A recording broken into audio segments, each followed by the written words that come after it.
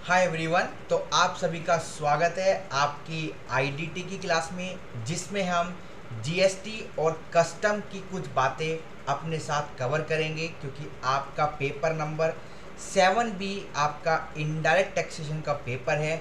आपका section B जो है इनडायरेक्ट टैक्सेशन का है और सेक्शन ए आपका डायरेक्ट टैक्सेशन का है, इनकम टैक्स और आपका जीएसटी और कस्टम जो आईडीटी का पार्ट होने वाला है। तो बेसिकली आज हम अपने इस मॉड्यूल को स्टार्ट करने वाले हैं। आइए सबसे पहले एक बार आपको छोटा सा इंडेक्स में दिखा देता हूँ कि क्या क्या बातें हमको पढ़नी है, उनमें क्या क्या चीज़ होने वाली है और उनको हम फिर धीरे धीरे अपने लेक्चर्स में स्टार्ट करते हैं।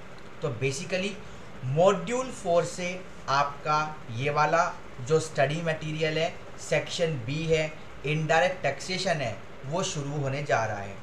सबसे पहले जो आपका है वो है बेसिक्स, जिसकी हम शुरुआत आज करेंगे। आज से हम बेसिक की तरफ चलेंगे। ये चैप्टर होगा आपका बेसिक का और इसको हम कंप्लीट करेंगे, ठीक है। तो बेसिक्स में हम पढ़ेंगे concept and features of indirect taxes, difference between direct and indirect taxes. आपने 11th क्लास में या 12th क्लास में इकोनॉमिक्स में ज़रूर पढ़ा होगा कि डायरेक्ट और इनडायरेक्ट टैक्सेस में क्या फ़र्क होता है, बट हम भी हमारे स्टडी मटेरियल में अवेलेबल है, तो हम भी उसके बारे में एक बार पढ़ेंगे। उसके बाद हम पढ़ेंगे कि भाई ये जो पुराना इनडायरेक्ट टैक्स था उसका क्या बैकग्राउंड था।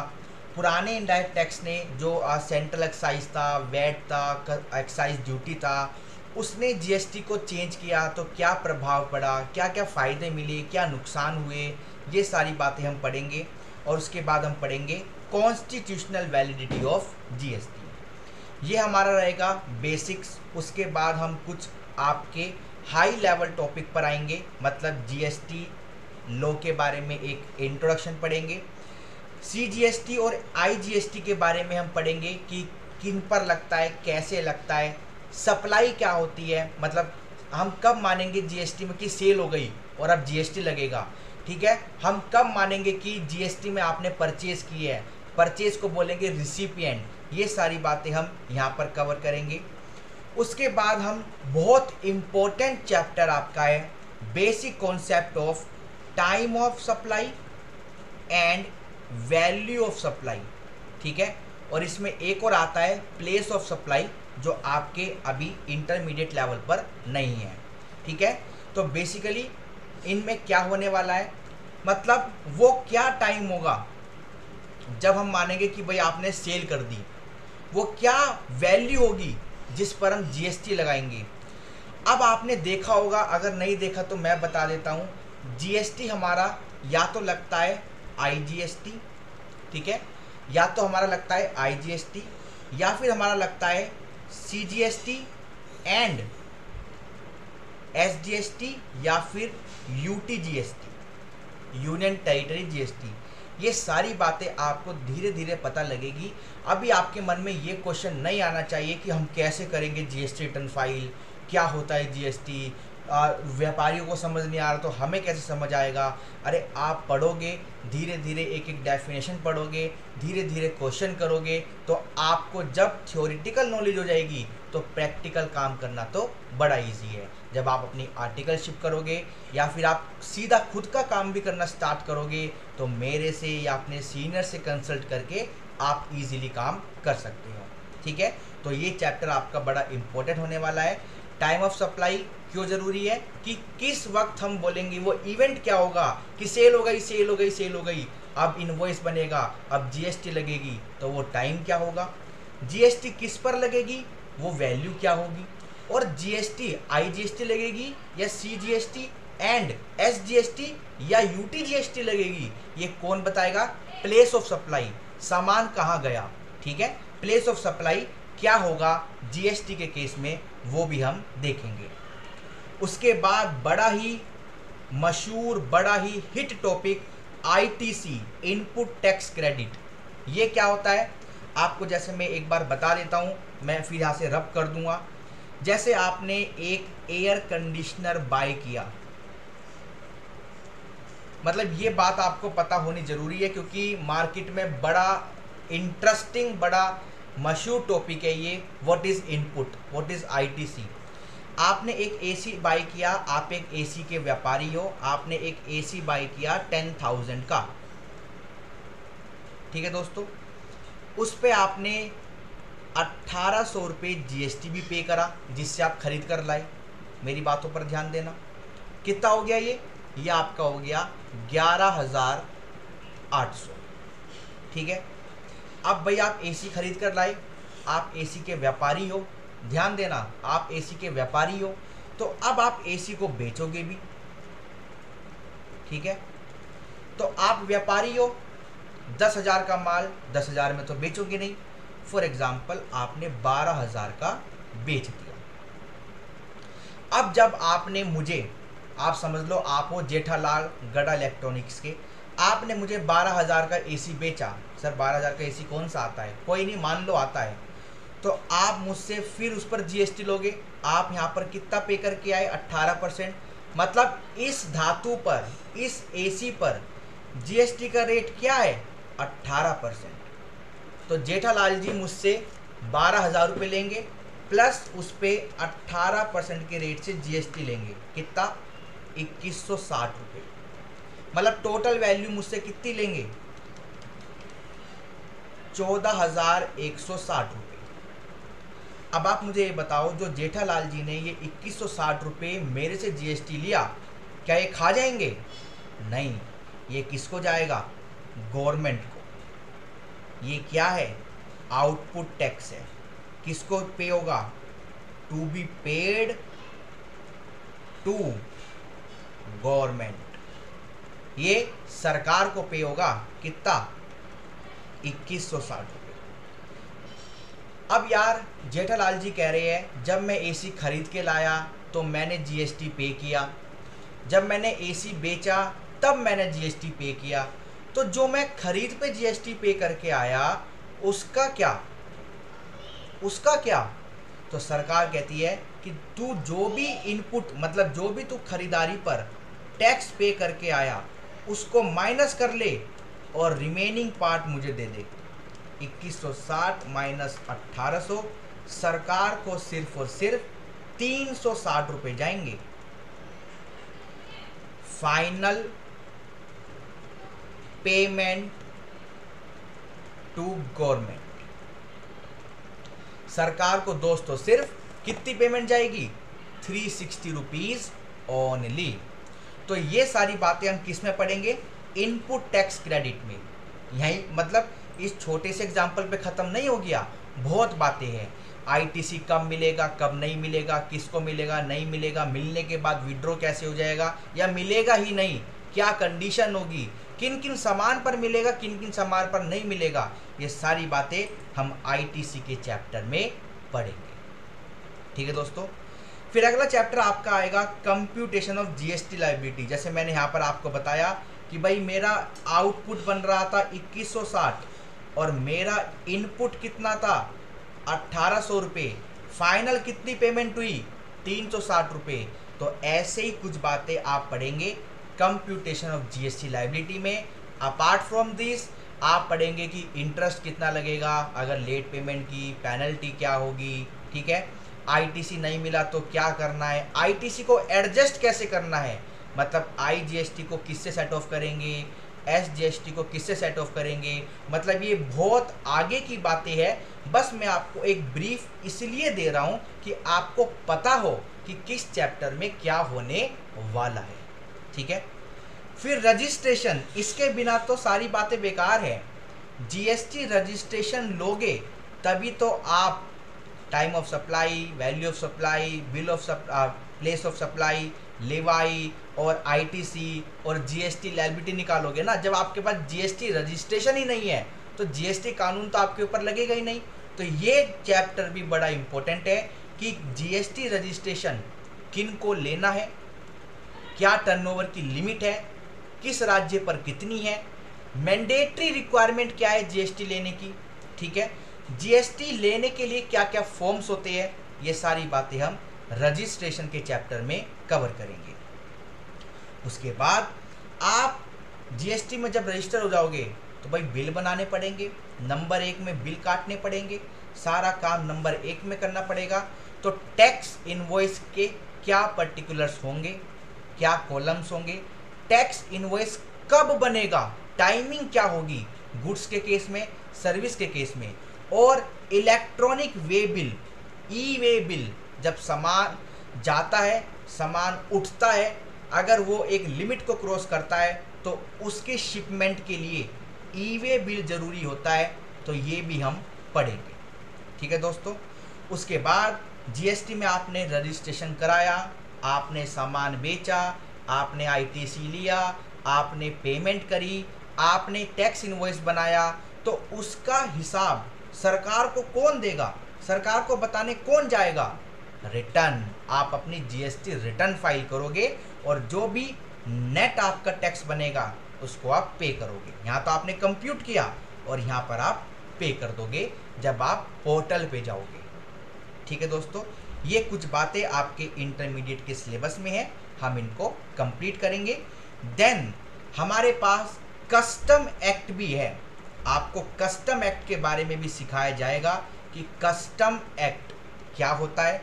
उसमें बेसिक्स हम पढ़ेंगे, कितने प्रकार की ड्यूटी होगी। जैसे हम जीएसटी में पढ़ते हैं वैल्यू ऑफ सप्लाई कि किस पर जीएसटी लगेगा, वैसे यहाँ पर भी पढ़ेंगे किस अमाउंट पर ड्यूटी कैलकुलेट होगी। और उसके बाद वही नेट वैल्यू मतलब कॉस्ट प्लस ड्यूटी, और उसके बाद एसेजेबल वैल्यू आपकी आ जाएगी और जो भी ड्यूटी होगी वो सरकार को पे हो जाएगी, ठीक है दोस्तों। चलिए, तो ये आपका एक छोटा सा इंडेक्स था। जीएसटी में आप कदम रखने जा रहे हो, घबराना नहीं है। ये भी एक पैसे देने वाला सब्जेक्ट है, जैसे इनकम टैक्स आपको कमा के देता है, जीएसटी भी आपको कमा के देता है। तो मैं अपनी इनकम टैक्स की क्लास में भी बोलता हूँ, मैं अपनी जीएसटी की क्लास में भी बोलता हूँ कि दोस्तों ये दोनों सब्जेक्ट आपको कमा के देने वाले हैं। इनको आप इंटरेस्ट लेके पढ़ो, इनको आप मन से पढ़ो, ठीक है। चलिए, अब मैं आपके लिए बेसिक को स्टार्ट करता हूँ, कुछ बेसिक बातें स्टार्ट करते हैं। ऑलराइट, चलिए दोस्तों, तो मैंने आपको एक इंट्रोडक्शन बताया। अब हम अपने चैप्टर को शुरुआत करते हैं, बेसिक बातें पढ़ते हैं, फिर धीरे धीरे सारे चैप्टर्स को हम कवर करेंगे। ऑलराइट, आइए। अब सबसे पहला टॉपिक जो स्टार्ट होने जा रहा है हमारी आज की क्लास में, चलिए हेडिंग बनाएंगे मेरे साथ। आई थिंक ये ब्लैक पेन नहीं है,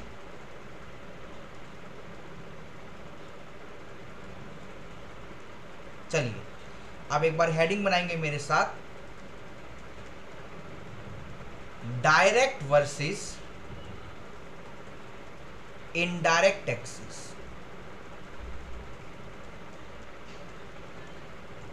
अब हम एक बार देखते हैं कि ये डायरेक्ट और इनडायरेक्ट टैक्स में क्या डेफिनेशन है, क्या डिफरेंसेस है, ठीक है। तो हेडिंग बनाएंगे, एक तरफ लिखेंगे डायरेक्ट टैक्स और दूसरी तरफ लिखेंगे इनडायरेक्ट टैक्स, ठीक है दोस्तों। चलिए, अब वन बाय वन मैं एक पॉइंट इधर लिखूंगा और वन बाय वन एक पॉइंट उधर लिखूंगा। पहले पॉइंट लिखूंगा, फिर आपको बताऊंगा कि क्या इसमें डिफरेंस है। आराम से देखेंगे, कोई जल्दबाजी नहीं है, बड़ा छोटा सिलेबस है और हम आराम से इसको कंप्लीट करेंगे। चलिए, सबसे पहला पॉइंट लिखेंगे पेयर एंड सफरर मतलब पीड़ित आर सेम पर्सन।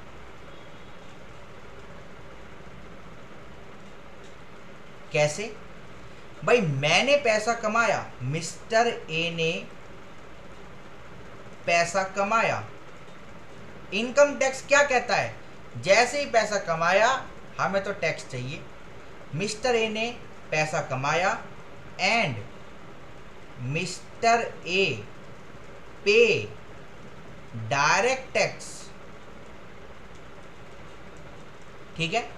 तो पेयर भी यहां पे कौन है, मिस्टर ए, और जब ये पे कर रहा है तो चोट भी इसको पहुंच रही है, मतलब पीड़ित भी यही है, तो सेम पर्सन यहाँ पे दोनों लोग हैं। बट इनडायरेक्ट टैक्सेस में क्या डिफरेंस है, आइए एक बार लिखेंगे। फर्स्ट पॉइंट यहाँ पे लिखेंगे, मतलब ये बात है ना आपसे, जैसे आपका तो बेसिक्स है ये, आप तो अभी पढ़ रहे हो जीएसटी, सो एग्जामिनर पूछ सकता है बड़े आराम से what are the difference between direct and indirect taxes, और 5-6 नंबर में आपसे ये क्वेश्चन पूछा जा सकता है बिल्कुल आराम से। ठीक है, इसमें लिखेंगे पेयर एंड सफरर, जो पीड़ित है ये दोनों डिफरेंट पर्सन होते हैं। सर कैसे? देखो पॉइंट तो छोटा सा है बट इसमें क्वेश्चन बहुत है कि कैसे। अब आपको बताता हूं कैसे। आर डिफरेंट पर्सन, ठीक है। अब आपके मन में क्वेश्चन है कैसे।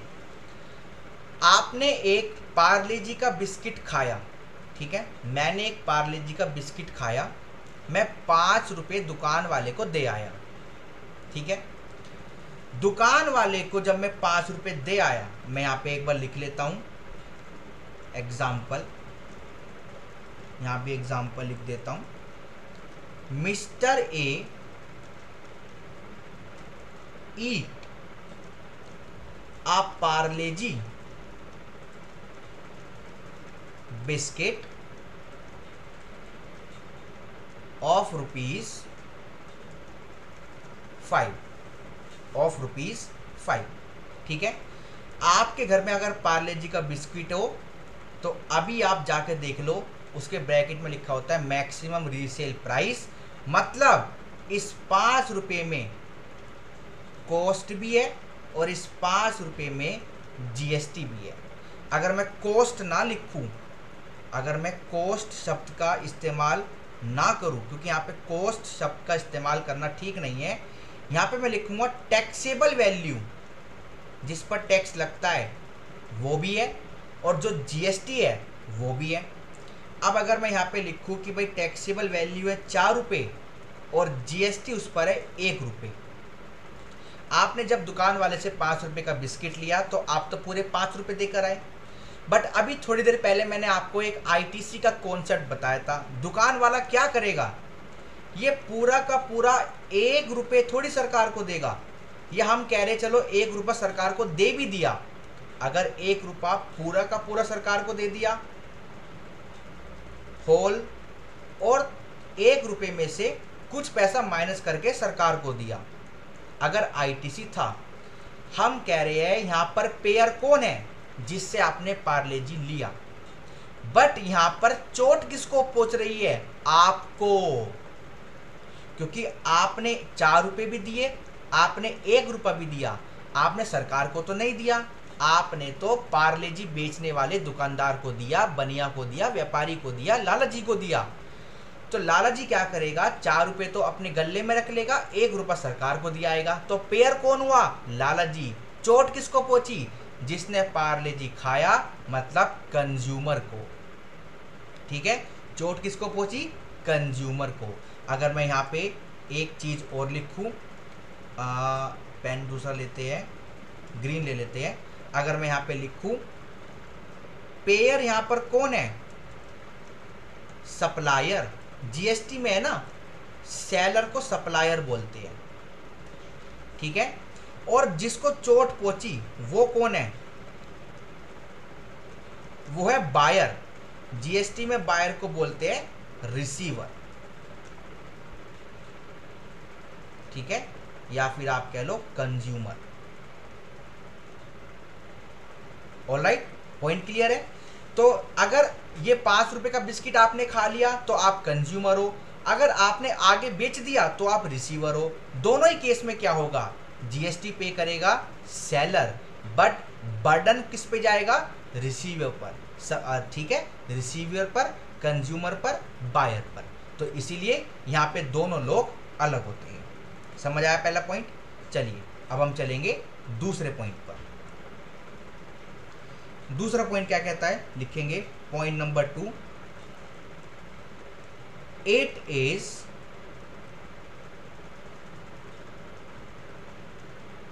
Income based tax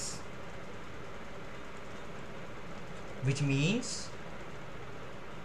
it is income based tax, which means taxable event. मैंने अभी आपको बताया था ना, टाइम ऑफ सप्लाई में हम ये देखेंगे कि टैक्स कब लगेगा, सेल कब मानी जाएगी।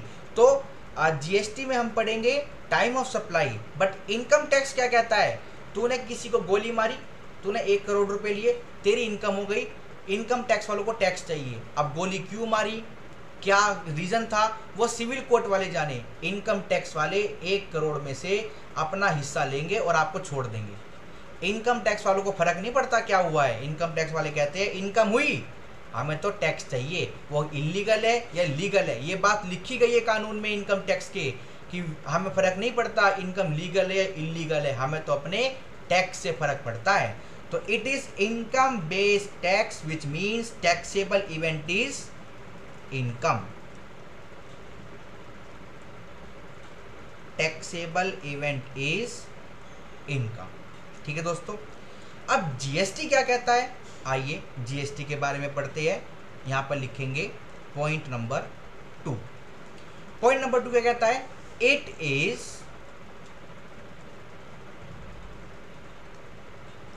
Supply based tax. It is supply based tax which means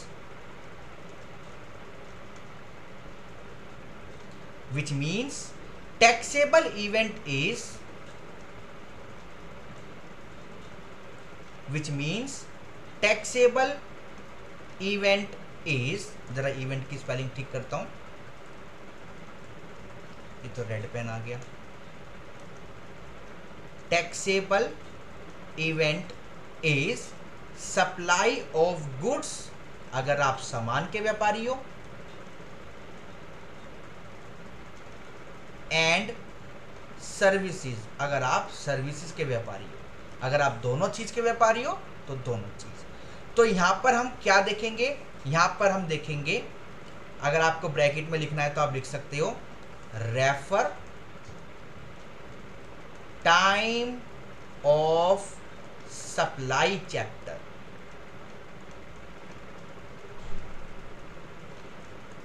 ठीक है, किस समय हम मानेंगे भाई सेल हो गई, सेल हो गई, सेल हो गई, बिल बनाओ, बिल बनाओ, बिल बनाओ, टैक्स लगाओ, टैक्स लगाओ, टैक्स लगाओ। वो क्या पल होगा जहां पर हम मानेंगे कि जीएसटी कैलकुलेट करो।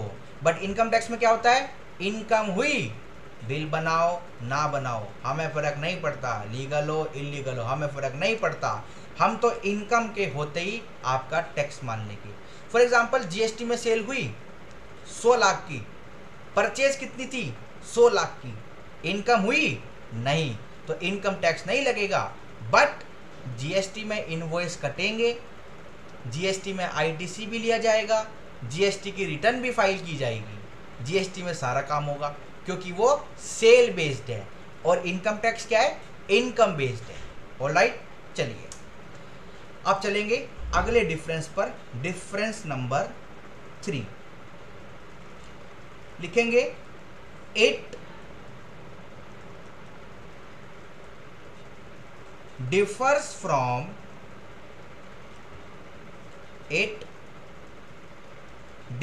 from person to person।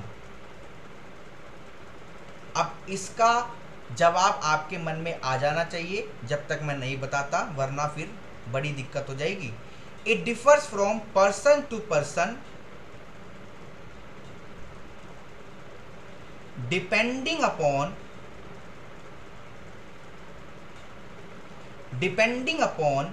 income,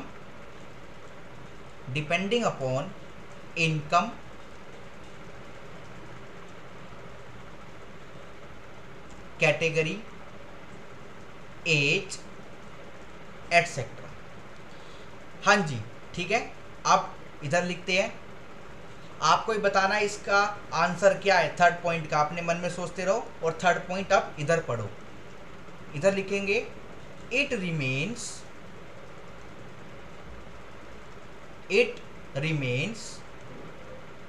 same for everyone. It remain same for everyone, full stop. क्या मतलब है? इनकम टैक्स में आपने पढ़ा है 7 टाइप के पर्सन होते हैं, individual, HUF, company, firm, AOP, BOI, artificial judicial person, local authority. इन सब के डिफरेंट डिफरेंट टैक्सेस होते हैं, ठीक है, इन सब के डिफरेंट डिफरेंट टैक्सेस होते हैं। अब जैसे इंडिविजुअल की बात करें, हमने तो अभी पढ़ा कि इन सब के डिफरेंट डिफरेंट क्या होते हैं, टैक्सेस होते हैं कैटेगरी वाइज। इंडिविजुअल की बात करें तो लाइक 60 साल तक का टैक्स अलग होता है, फिर सीनियर सिटीजन का अलग होता है और वेनियर सिटीजन का अलग होता है। अब अगर इनकम की बात करें तो किसी इनकम पर अलग टैक्स लगता है, किसी इनकम पर अलग टैक्स लगता है। बट जीएसटी में क्या होता है, इनडायरेक्ट टैक्सेस में क्या होता है, ये भेदभाव नहीं करता। पार्ले जी का बिस्कुट कंपनी ने खरीदा तो भी सेम रेट, जैसे फॉर एग्जांपल 5% जीएसटी है पार्ले जी की बिस्किट पर, कंपनी ने खाया तो भी 5% जीएसटी देगी, 5 रुपये में जो इंक्लूड होगा। मैंने खाया तो भी, मेरे दादाजी ने खाया तो भी, फर्म ने खाया तो भी, एलएलपी ने खाया तो भी, सरकार ने खाया तो भी, ट्रस्ट ने खाया तो भी।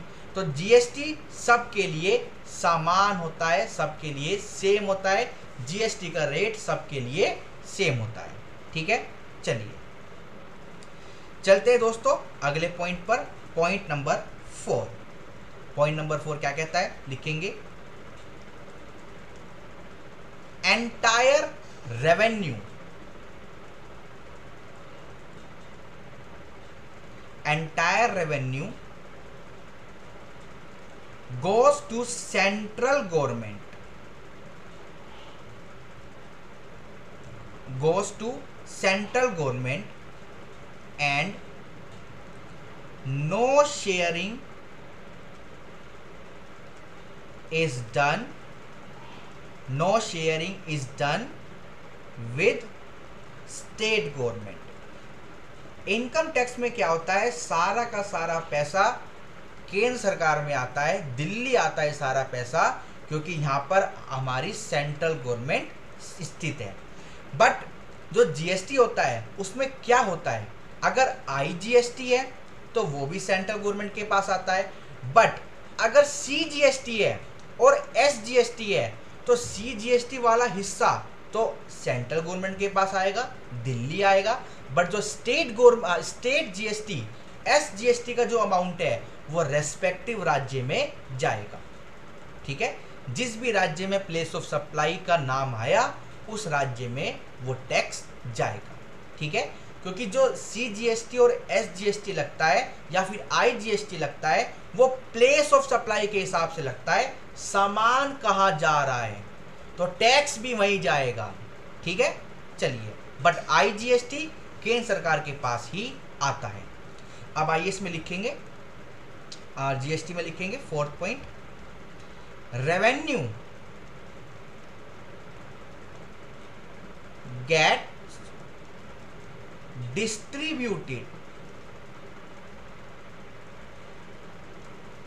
distributed almost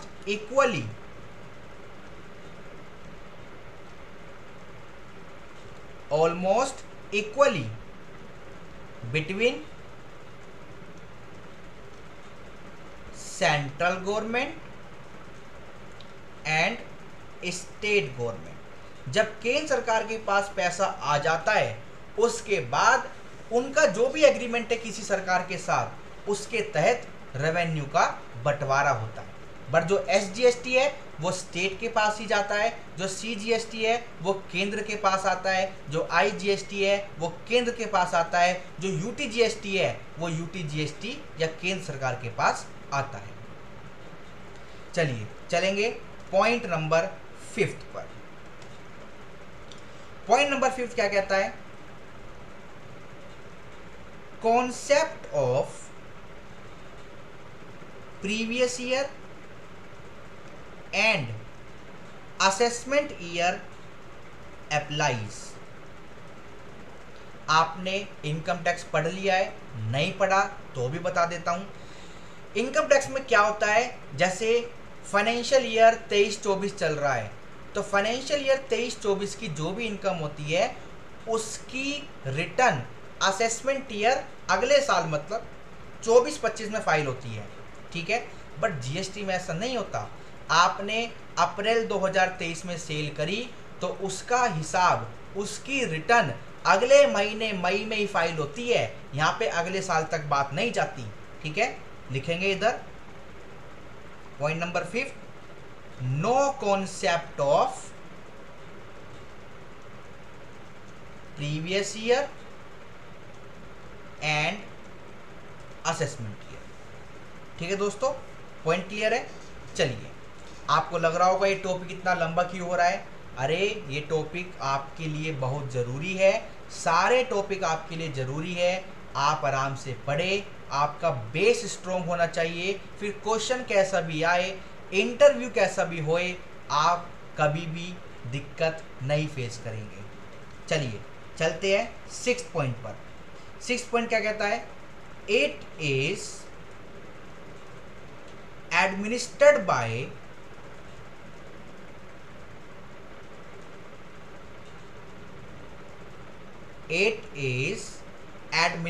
by central board of direct taxes. आपने बहुत बार नाम सुना होगा इनकम टैक्स में, नहीं सुना तो अब सुन लो, central board of direct taxes. Central board of direct taxes, ये आपका जो इनकम टैक्स का पूरा काम है ये कौन संभालता है, CBDT, central board of direct taxes, ठीक है। और जो जीएसटी का पूरा काम है वो कौन संभालता है, आई लिखेंगे इधर पॉइंट नंबर 6। ये पेन तो मैंने ग्रीन करा था, ये कर लेते हैं पॉइंट नंबर 6, ठीक है। पॉइंट नंबर 6 लिखेंगे, it is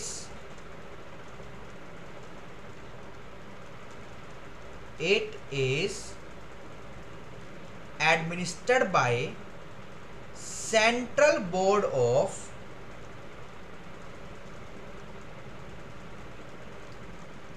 central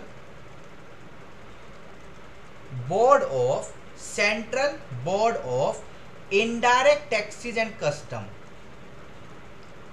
indirect taxes and custom, इसको क्या बोलते हैं दोस्तों, CBIC, central board of indirect tax and custom, ठीक है दोस्तों। चलिए चलते हैं अगले और लास्ट पॉइंट पर। ये टॉपिक खत्म होने वाला है, फिर हम चलेंगे अगले टॉपिक पर। 7 पॉइंट, लास्ट पॉइंट आपका क्या कहता है, लिखेंगे it is progressive in nature. Spelling आराम से लिख लो, it is progressive in nature. इसका क्या मतलब है सर, विच मीन्स हाँ जी, इसका क्या मतलब है, which means it goes up. जैसे ही आपकी इनकम बढ़ेगी वैसे इनकम टैक्स भी बढ़ जाएगा। इट मतलब रेट आपका बढ़ जाता है, भाई स्लैब रेट में आप हो तो आपका जब 10 लाख 12 लाख 15 लाख एक्सीड हो जाता है तो कितना रेट लग जाता है, 30%, ठीक है। It goes up along with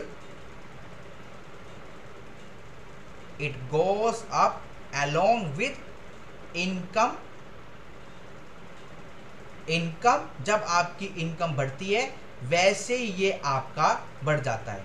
it goes up along with income, ठीक है। पॉइंट क्लियर है, आप इधर आएंगे 7th पॉइंट इधर लिखेंगे, इट इज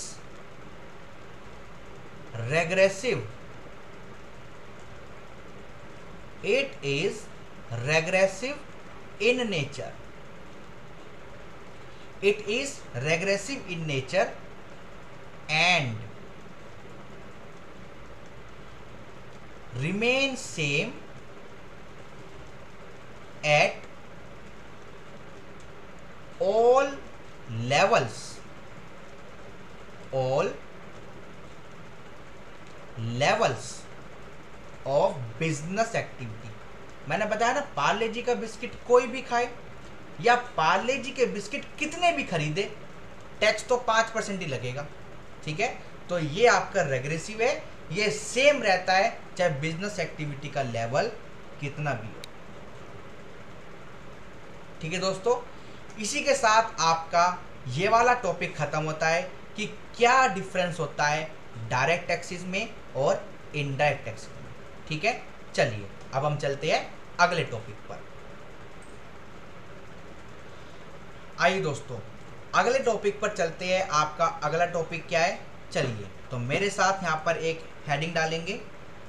अगला टॉपिक आपका है दोस्तों, व्हाट इज जीएसटी। वैसे तो मैंने आपको बड़ा ही अच्छा एक इंट्रोडक्शन दिया था, बट फिर भी एक बार हमारे नोटबुक में नोट्स होने चाहिए कि भाई ये जीएसटी असल में है क्या।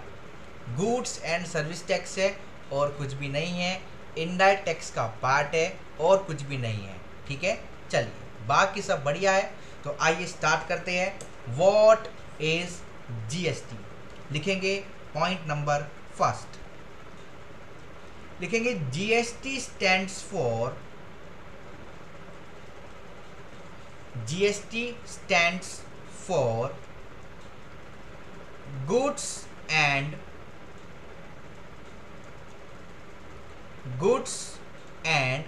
Services tax, which means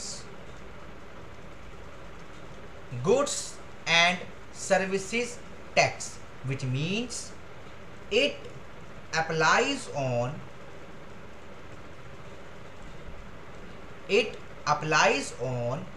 supply. यहां पे सप्लाई का क्या मतलब है, सेल, ब्रैकेट में लिख भी देता हूं, सेल। ठीक है, supply of goods and services. ठीक है, जब भी सामान बिकेगा, जब भी सेवाएं प्रदान होंगी तो जीएसटी आपका लगेगा। ऑलराइट, चलिए लिखेंगे point number second. Point number second क्या कहता है, जीएसटी नॉट अप्लाइज ऑन, मतलब अभी भी कुछ ऐसे सामान हैं जिन पर पुराना इनडायरेक्ट टैक्स लग रहा है, जिन पर जीएसटी नहीं है, उसका हम अलग से एक बार हेडिंग भी पढ़ेंगे। पहले यहाँ पे लिखेंगे आप, GST not applies on sale of alcoholic liquor,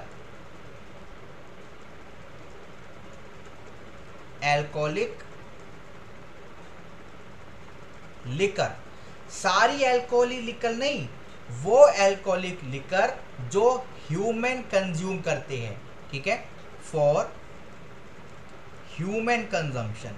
sir और कुछ भी शराब होती है, हाँ, जो आपकी इंडस्ट्री में यूज होती है, और कुछ भी एल्कोहलिक लिकर होती है।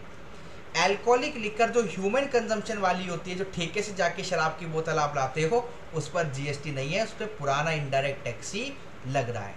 On sale of alcoholic liquor for human consumption. ठीक है, चलिए चलते हैं अगले पॉइंट पर। Point number 3, this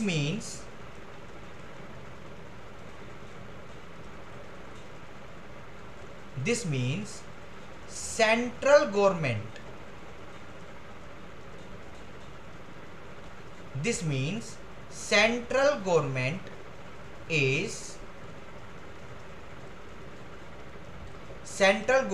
is empowered, spelling ठीक करेंगे, मतलब सेंट्रल गवर्नमेंट के पास शक्ति है to impose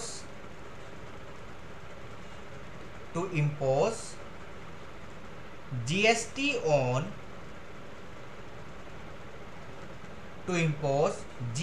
on every goods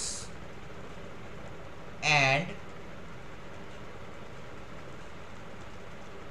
every goods and services except, central government के पास किसकी शक्ति नहीं है, संविधान ने उनको शक्ति नहीं दी कि आप अल्कोहलिक लिकर पर जीएसटी नहीं लगा सकते जो ह्यूमन कंजम्पशन की है। Except alcoholic liquor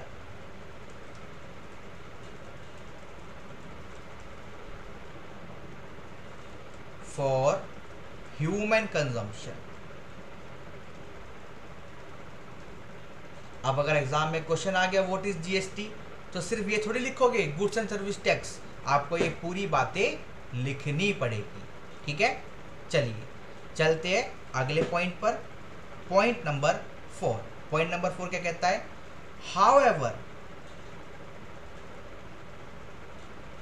however, comma, central government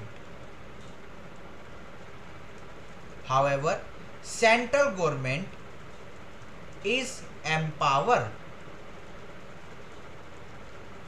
empowered to specified, ये अपना सुझाव दे सकते हैं बट अपना ऑर्डर नहीं दे सकते कि ह्यूमन कंजम्पशन वाले अल्कोहल पर जीएसटी लगाओ, ये ऐसा नहीं कह सकते। However central government is empowered to specified different rates for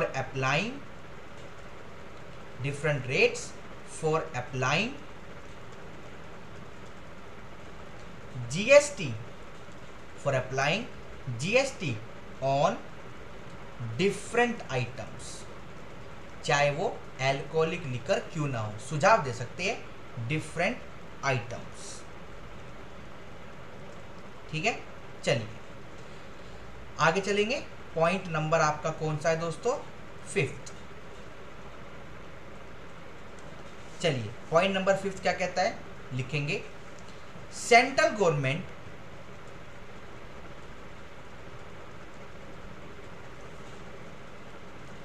has not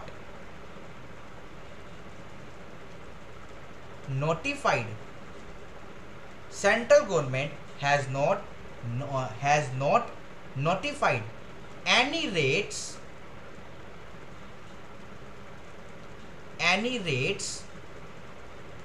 for GST on petroleum products, petroleum products पर भी जीएसटी नहीं है। ठीक है, अलग से एक हेडिंग हम पढ़ेंगे कि किन किन सामान पर जीएसटी नहीं है। ठीक है दोस्तों, चलिए अब हम चलते हैं आगे, लिखेंगे आपका पॉइंट नंबर 6। पॉइंट नंबर 6 कहता है GST is a value added tax,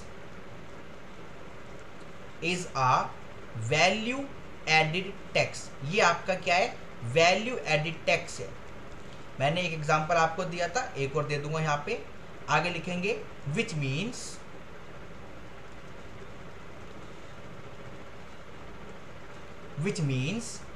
whenever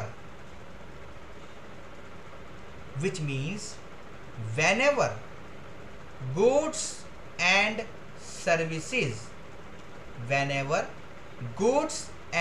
services are supplied further than supplier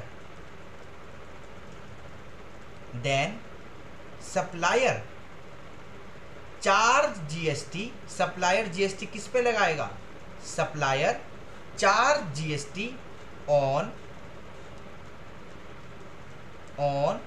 entire selling price.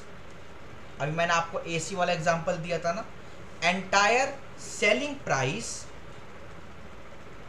But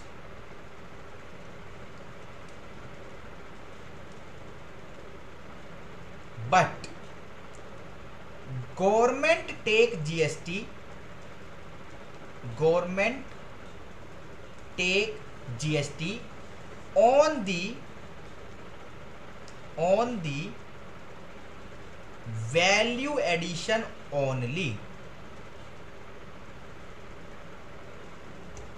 on the value addition only. ठीक है, क्या मतलब है दोस्तों?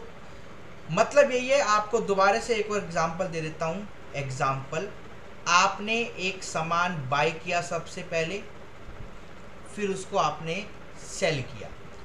आपने सामान खरीदा 100 रुपये का, उस पर आपने जीएसटी भी पे किया 18 रुपये, तो आप 118 रुपये टोटल पे करके आए।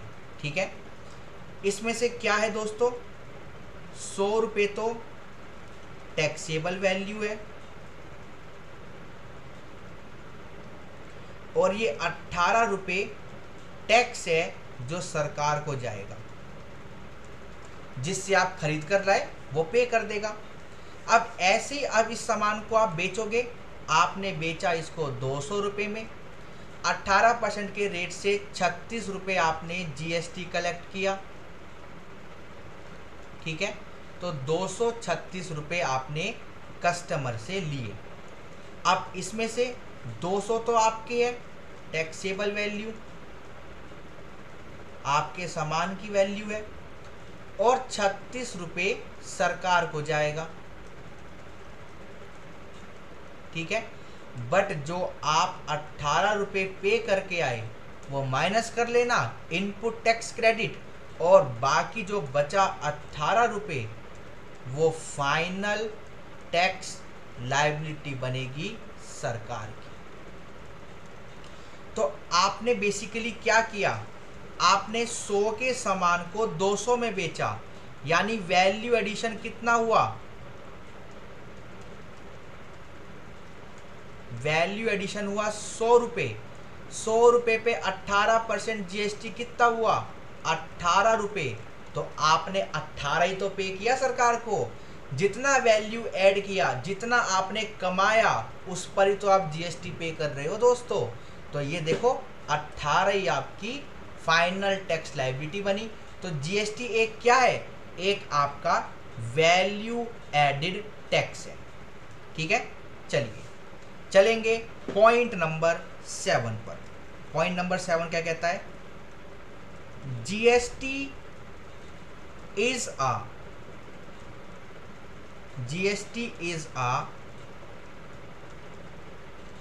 Destination based consumption tax. ये भी मैंने आपको बताया था, ठीक है, कि आईजीएसटी लगेगी या सीजीएसटी लगेगी या एसजीएसटी लगेगी, ये हम प्लेस ऑफ सप्लाई के चैप्टर में कवर करेंगे। तो बेसिकली जीएसटी क्या है, GST is a destination based computation tax which means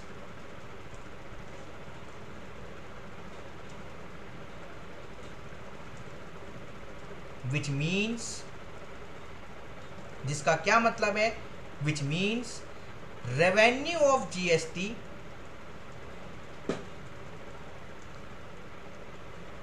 which means revenue of GST accrues to destination state, जहां पे सामान माना गया कि गया, destination GST accrues to destination state, ठीक है, कोमा, इन अदर वर्ड्स, अगर दूसरे शब्दों में बात करें, इन अदर वर्ड्स, अगर दूसरे शब्दों में बात करें, in case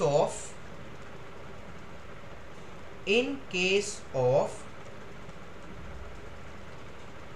interstate sale. Sir ये क्या होता है, इंटरस्टेट, INTER, इंटरस्टेट मतलब एक राज्य से दूसरे राज्य में सामान जा रहा है। इंटरनेशनल मतलब एक कंट्री से दूसरी कंट्री कुछ बात हो रही है। इंटर शब्द का मतलब क्या है, अपने से परे। तो जब भी इंटर स्टेट सेल होती है तो दोस्तों आईजीएसटी लगता है। आप किसी बिल पर देख लो, अपनी शॉप पर जाके, किसी रिलेटिव की शॉप पर जाके कुछ सामान खरीद के देख लो किसी दूसरे राज्य से, तो आपको पता लग जाएगा कि जो टैक्स लगता है वो आईजीएसटी लगता है। और अगर सेल होती है इंट्रा स्टेट तो लगता है सीजीएसटी एंड एसजीएसटी या फिर यूटीजीएसटी। ठीक है, आगे लिखेंगे of inter state sale comma revenue does not go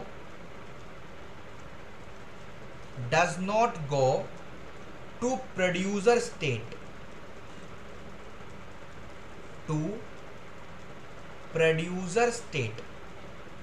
but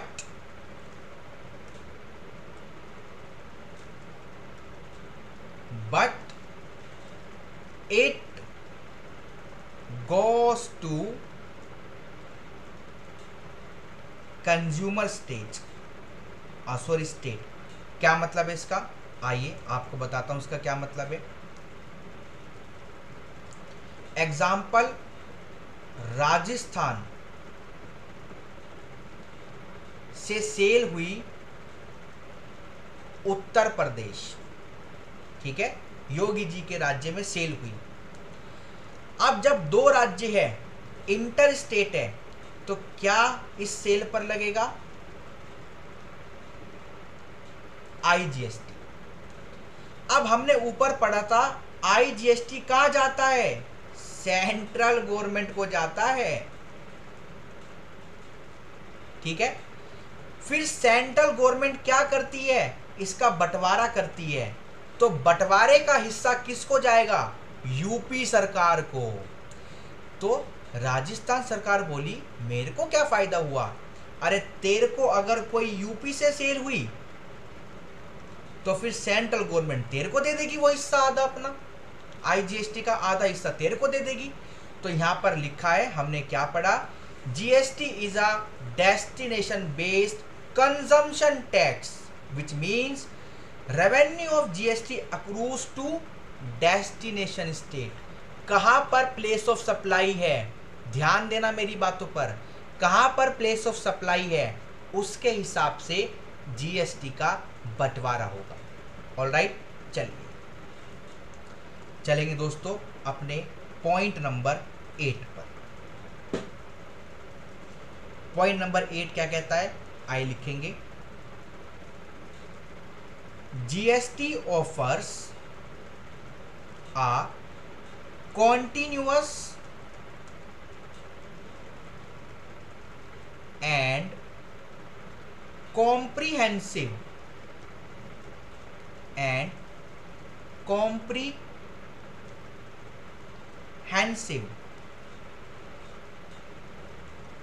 chain of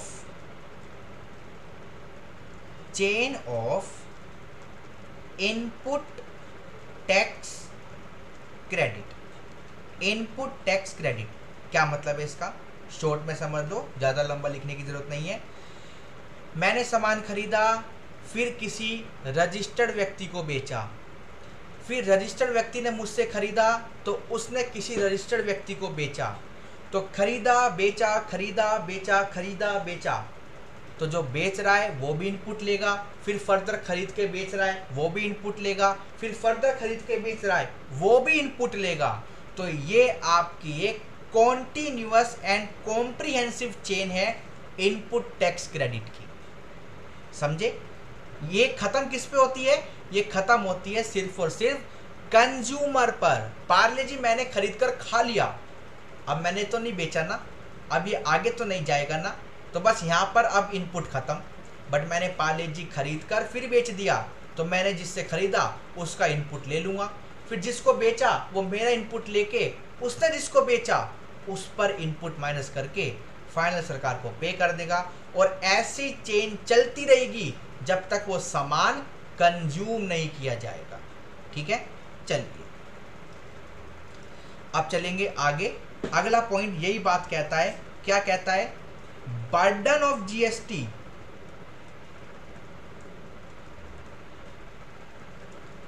burden of GST is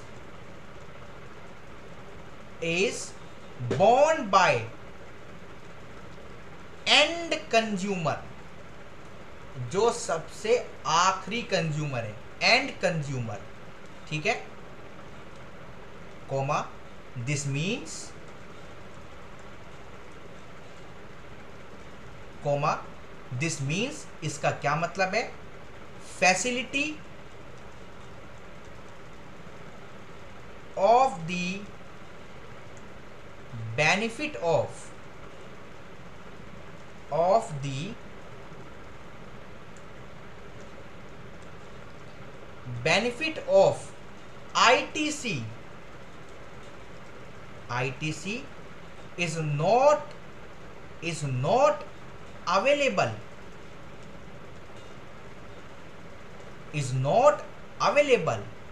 to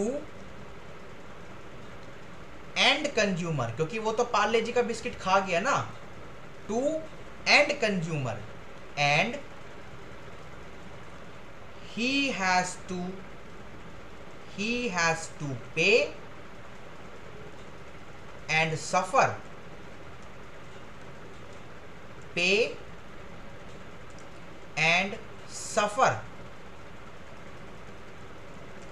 GST, इसको GST पे भी करना पड़ेगा और इसको GST सफर भी करना पड़ेगा। ठीक है दोस्तों, पॉइंट क्लियर है। चलिए अब हम चलते हैं आगे। सर ये तो छोटा सा टॉपिक था, टॉपिक बड़ा है, इंपॉर्टेंट बातें हैं, आपका बेस स्ट्रोंग हो रहा है, आपको ये बातें याद होनी चाहिए। मैं आपको लिख के देता हूं, इंटरव्यू में यही पूछा जाता है और बच्चा बता नहीं पाता, समझे। चलिए चलते हैं पॉइंट नंबर 10 पर। पॉइंट नंबर 10 कहता है GST has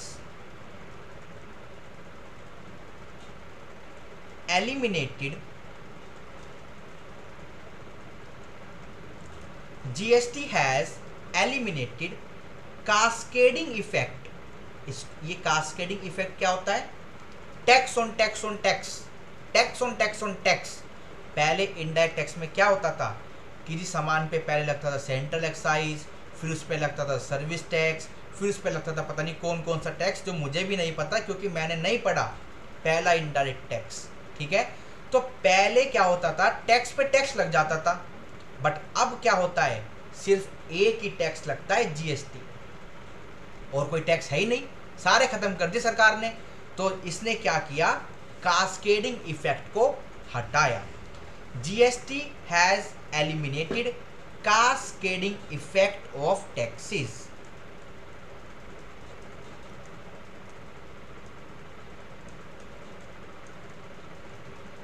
हाँ जी, GST eliminated cascading effect of taxes। ठीक है, इसमें लिख लेंगे, it means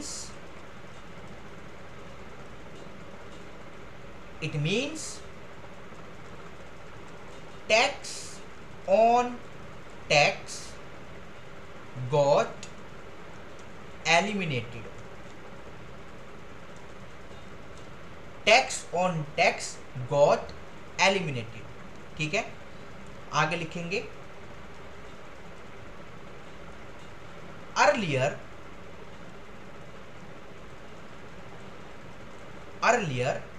every next tax,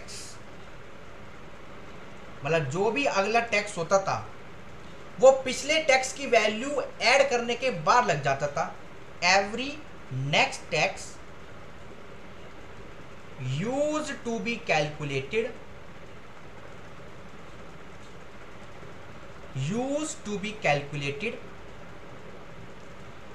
on the value of goods and services plus all previous tax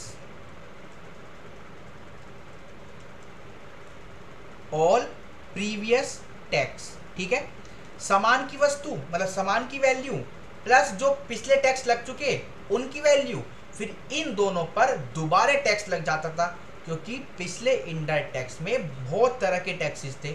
ठीक है, तो अब क्या है, अब सिर्फ और सिर्फ एक जीएसटी है, GST.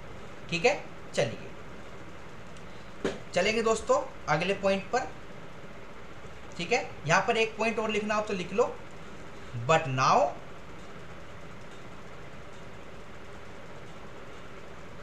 Only GST applies on value of supply. ये एक चैप्टर है हमारा, वैल्यू ऑफ सप्लाई। ठीक है, and ITC also allow, ITC भी यहां पर मिल जाता है। ठीक है, चलिए अब हम चलेंगे अगले पॉइंट पर। पॉइंट नंबर आपका है 12। पॉइंट नंबर 12 क्या कहता है, लिखेंगे GST brings uniform tax, GST brings uniform tax structure in whole of India. मतलब ये नहीं कि यूपी सरकार अपना टैक्स बना रही है, राजस्थान सरकार अपना टैक्स बना रही है, जम्मू कश्मीर वाले कुछ और लागू कर रहे हैं। नहीं भाई, कश्मीर से लेकर कन्याकुमारी तक, बंगाल से लेकर गुजरात तक सिर्फ क्या लगेगा, GST GST GST in whole of India. ठीक है, इन होल ऑफ इंडिया। ठीक है, कोई भी ऐसा टैक्सेस नहीं है जो आपका किसी स्टेट में अलग हो, पूरा का पूरा सारे के सारे राज्य जीएसटी को फॉलो करती है। ठीक है, लिख लो यहां पर GST rates on goods and services are referred from tariff manual. आपको गूगल पे मिल जाएगी। एक सरकार ने अपनी बुक निकाल रखी है, अपनी एक मैगजीन निकाल रखी है, अपना एक सर्कुलर निकाल रखा है पीडीएफ के फॉर्म में। उसमें से आप अपना सामान देख लो कि आप किस सामान के व्यापारी हो और अकॉर्डिंगली टैक्स लगा दो। ठीक है दोस्तों, चलिए आगे लिख लो एक और point, all the state are bound to impose GST at uniform rate, fix rate, at uniform या फिर स्पेसिफाइड रेट। काजू कश्मीर से लाओ या काजू दिल्ली के खारी बावली से खरीदो, रेट ऑफ जीएसटी सेम ही रहेगा। ठीक है दोस्तों, चलिए तो इसी के साथ व्हाट इज जीएसटी का टॉपिक आपका खत्म होता है। बहुत सारी बातें आपको जानने को मिली कि क्या क्या बातें होती है हमारे जीएसटी। ठीक है दोस्तों, पॉइंट क्लियर है। चलिए अब हम दोस्तों अगले टॉपिक की तरफ चलते हैं। अगला टॉपिक आपका है एडवांटेज ऑफ जीएसटी।